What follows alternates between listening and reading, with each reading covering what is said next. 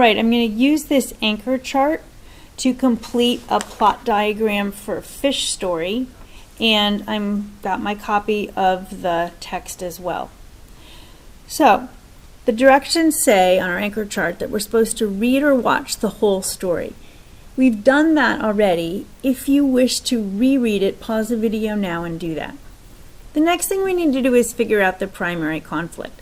It's important because the conflict is what's represented on this whole line, and if we don't have a good conflict, we'll get into trouble. We need to ask ourselves, is this conflict resolved by the end? I'm going to ask you to pause and talk to your partner. You answered the primary conflict in question number 6. What did you think it was? Try and reach some kind of agreement, and then resume the video.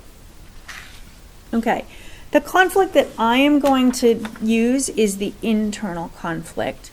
And I'm going to put that up here in the star box. And what I'm going to say is that Ernie is struggling to overcome the expectation.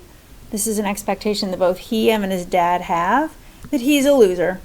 He wants to prove he's responsible. That's his problem in this. He wants to be responsible. Okay, so I'm going to go to my story, and I'm going to try and figure out what all these different parts are, and after that I'm going to summarize them on this document. I'm going to go and I'm going to color code my document as I go.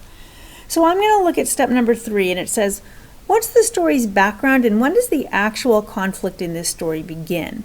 Let's color code the exposition and inciting action.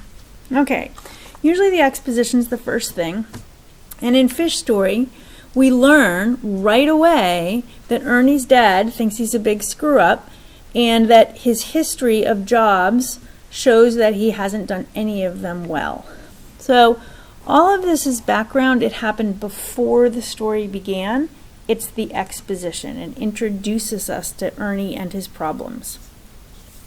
All right, then he was really surprised when the Bensons asked me to look after their house.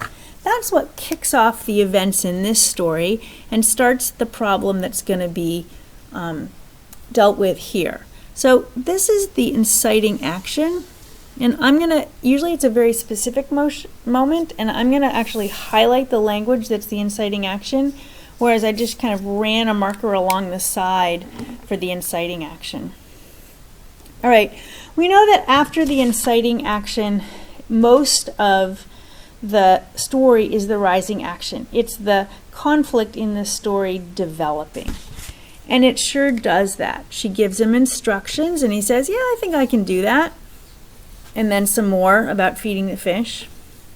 So that's kind of making the conflict set up.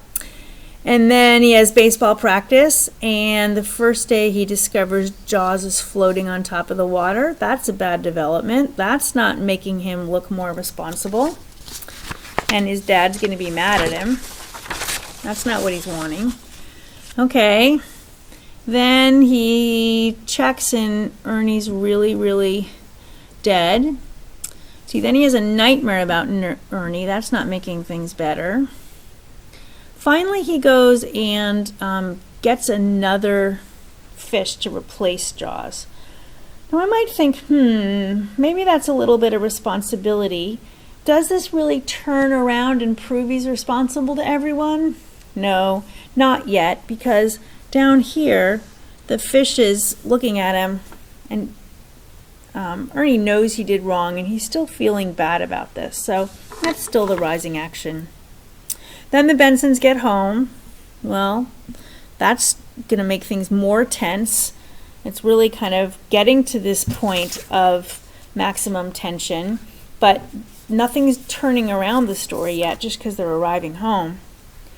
Then it says, Ernie, Mrs. Benson is here, caught. I trudged down the stairs to face the music. I think this is where things really kind of start around. He's going to accept responsibility. When it says he's going to face the music, that means he's going to take whatever comes, and he knows he's probably caught. And then things start to unfold. Mrs. Benson is sitting at the kitchen table, and it turns out she knew about the goldfish.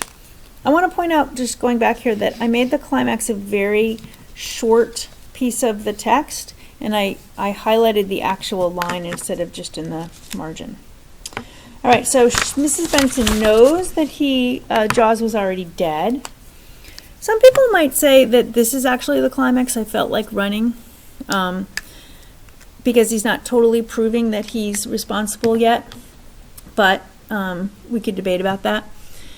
But then Mrs. Benson gives us the good news that she's actually pleased that he replaced the fish. And finally, the way it ends is she gives him the money, and it turns out both his parents seem pretty happy with him. Dad's almost ready to laugh. I think he knows what's really going on. And Mom looks so proud she might cry. I think she doesn't really know what's going on, but that's okay. So that's how the story ends.